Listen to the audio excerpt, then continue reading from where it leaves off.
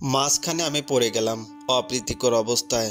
আপনার বাবা তার ঘনিষ্ঠ বন্ধুর একমাত্র ছেলে ইমন অর্থাৎ অনিন্দিতার এক্স বয়ফ্রেন্ডকে কেন খুন করালো সেটা ওনার নিজের মুখ থেকে জানা হলো না।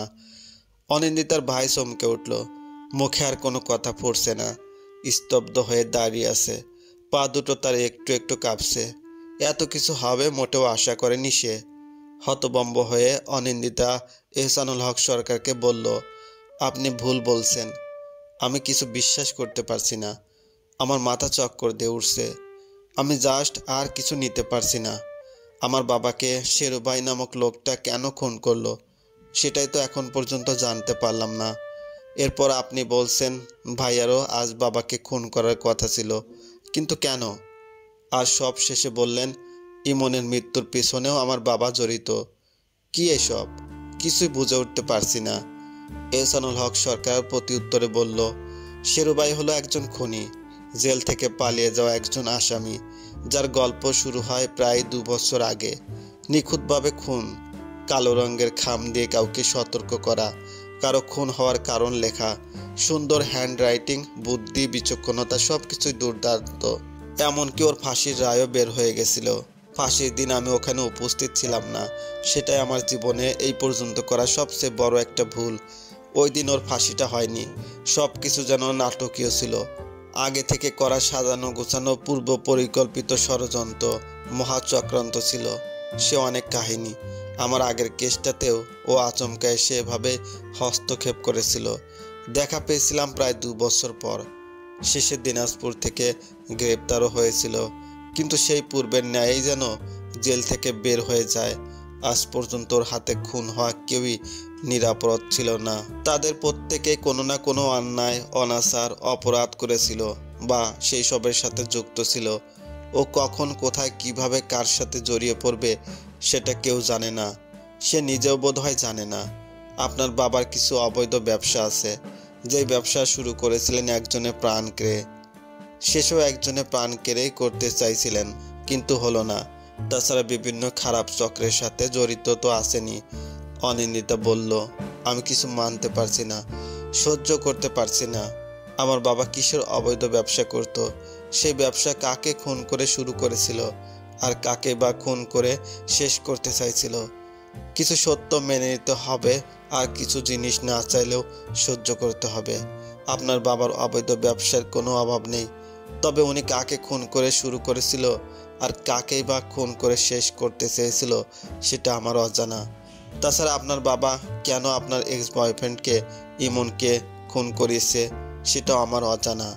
তবে আর একটা কথা জেনে নিতে পারেন, আজ থেকে অনেক বছর আগে আপনার মামার গুম হওয়ার বিষয়ে। গুম হওয়ার 8 দিন পর তার লাশ পাওয়া যায়, তাকে খুন করা হয়, সেটা তো জানেনই। কিন্তু সেই খুনের পিছনে কে আছে তা আজও আপনারা কেউ জানেন না। আপনার মামার খুন হওয়ার একটাই কারণ ছিল, ওনার দোষ ছিল উনি আপনার বাবাকে পরনারীর সাথে অন্তরঙ্গ মুহূর্তে দেখে ফেলেছিলেন। আশা করছি বুঝতে পারছেন। আপনার বাবা এতটাও ভালো মানুষ ছিলেন না। অনিন্দিতা স্তব্ধ হয়ে গেল। কিছু বলার মতো মুখে কোনো শব্দই তৈরি হচ্ছে না এখন। তবু আমতা আমতা করে কোনো মতে বলে ফেলল, আর ভাইয়া কেন তাহলে বাবাকে খুন করতে চাইলো জানি না। এটা সহ আরও অনেক বিষয় এখন ক্লিয়ার হয়নি, তবে শীঘ্রই সব কিছু ঝাপসা থেকে পরিষ্কার হবে। আপনার ভাই আর ভাবিকে জিজ্ঞাসা করলে সব জানা যাবে। আপনার ভাই তো এখন মুখে কুলু এঁটেছে, চুপ করে আছে, কিছুই বলছে না। অবশ্য এখন আর কিছু বলবেনও না বোধ হয়। ওসি সাহেব, একে গাড়িতে তুলুন, সাথে ওনার স্ত্রীকেও থানায় নিয়ে গিয়ে যেমনি হোক কথা বের করুন। ঠিক সেই মুহূর্তে অনিন্দিতার ভাবি বাসার ভিতর থেকে বাইরে আসতে আসতে বললেন, গাড়িতে তুলুন মানে? আমরা কেন থানায় যাব? এহসানুল হক সরকার গম্ভীরভাবে জবাব দিল, সেটা থানায় গেলেই বুঝবেন। আপনাদেরকে থানায় কেন নিয়ে যাওয়া হচ্ছে সেটাও আপনারা ভালোই জানেন। এত অভিনয়ের কোনো দরকার নেই। দুপুর 12টা পর্যন্ত আপনাদের স্বামী স্ত্রীকে কোনো রকম টর্চার করা হবে না, সে পর্যন্ত সময় দেওয়া হলো সব কিছু স্বীকার করে নেওয়ার। কথাগুলো বলার পরপরই থামল এহসানুল হক সরকার। একটু নীরব ভূমিকা পালন করে কি যেন ভাবতে লাগলেন তিনি। অনিন্দিতার ভাবিকে আর কিছু বলতে দিল না কনস্টেবল। ওসির নির্দেশে তাদের উভয়কে গাড়িতে তোলা হলো, যার একটু পরেই অনিন্দিতার বাবার লাশ মর্গে পাঠানোর ব্যবস্থা করা হয়। এহসানুল হক সরকার এখনও নীরব হয়ে কি ভাবছে কে জানে। অনিন্দিতা তো কথা বলারই উৎস খুঁজে পাচ্ছে না, কোনো কিছুর হিসেবও মিলাতে পারছে না। অতঃপর এহসানুল হক সরকার বলে উঠল, আচ্ছা, এত কিছু হয়ে গেল, আপনার মাকে তো দেখতে পেলাম না। আমার তো খেয়ালই ছিল না। অনিন্দিতার সাথে সাথে জবাব দিল, মা সেন্সলেস হয়ে গেছিল, ধরাধরি করে ভিতরে নিয়ে যাওয়া হয়েছে।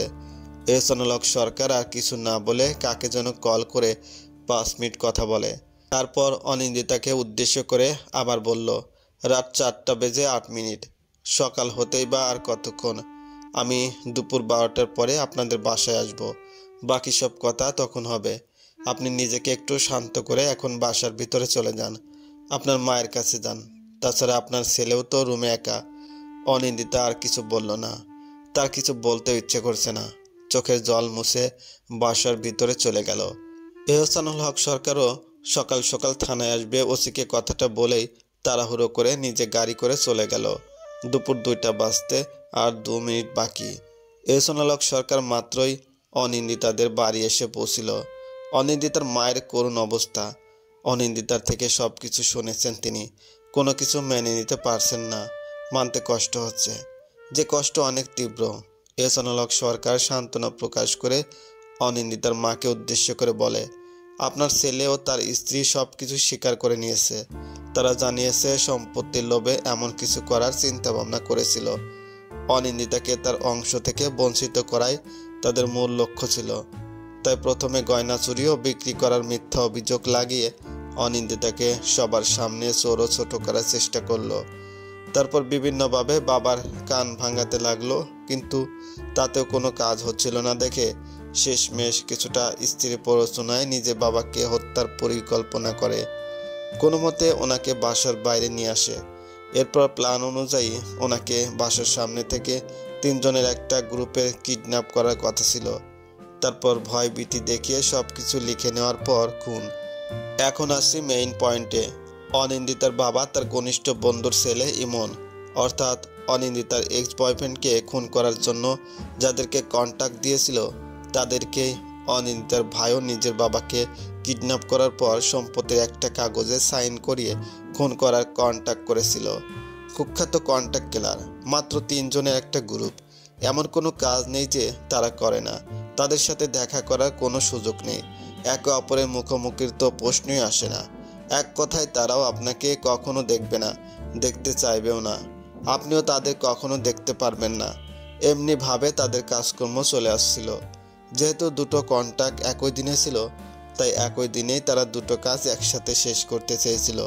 ইমনকে খুন করার পরে অনিন্দিতার বাবাকে কিডন্যাপ করার কথা ছিল তাদের, কিন্তু দুর্ভাগ্যবশত তারা আমার কবলে পড়ে যায়। নিজ বাড়িতে ইমনকে খুন করার পর চলে যাওয়ার সময় ধরা পড়ে।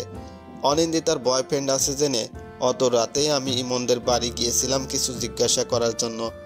অনিন্দিতা যদি আগে থেকে আমাকে জানাতো তার আগে একজন বয়ফ্রেন্ড ছিল, তাহলে আমাকে নির্ঘুম রাত বিরেতে এতটাও ছুটোছুটি বোধহয় করতে হতো না।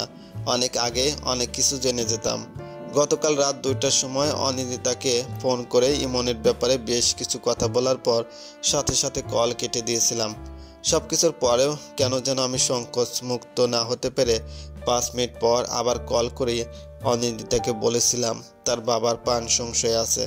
দুজনের মধ্যে একজন অন্তত বেঁচে থাকলে না জানা অনেক প্রশ্নের উত্তর পেতাম, অনেক রহস্যের সমাধান পেতাম। এতক্ষণ যাবৎ চুপচাপ এহসানুল হক সরকারের কথাগুলো শুনছিল অনিন্দিতা ও তার মা।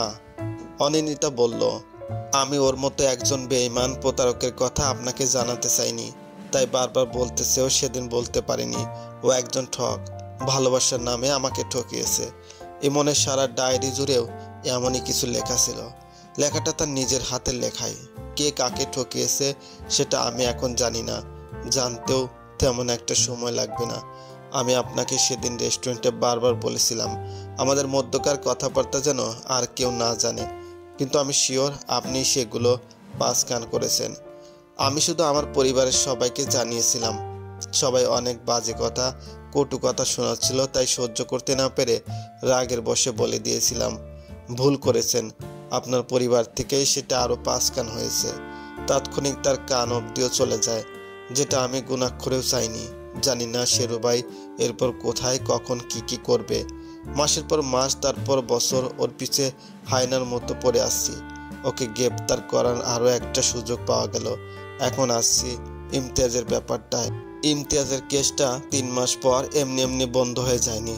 যথেষ্ট টাকা খাইয়ে বন্ধ করে দেওয়া হয়েছে, যার পিছনে আছে আপনার এক্স বয়ফ্রেন্ড ইমন। তাছাড়া ইমতিয়াজ মারা যাওয়ার 13 ঘন্টা আগে নিজের মায়ের হাতে বানানো ঠান্ডা শরবত খেয়েছিল। শরবতেই ওই বিষটা মেশানো ছিল। এহসানুল হক সরকারকে আর কিছু বলতে না দিয়ে অনিন্দিতা সঙ্গে বলল, তার মানে ইমতিয়াজের মাই ইমতিয়াজকে? না, তাহলে? আপনার বাবার অবৈধ কিছু ব্যবসার মধ্যে একটা হলো ফার্মেসি, যত সব অবৈধ ওষুধের কারসাজি। এই ফার্মেসিতে ইমতিয়াজের মৃত্যু যে বিষের জন্য হয়েছে তার একটা শিশি পাওয়া গেছে। তার মানে আপনি বলতে চাইছেন ইমতিয়াজের মৃত্যুর পিছনে আমার বাবা আছে? এখনো সঠিক জানি না, তবে এটা শিওরভাবে বলছি, আপনার আর ইমতিয়াজের ডিভোর্সই হয়নি। আপনারা আইন অনুযায়ী এখনো স্বামী স্ত্রী।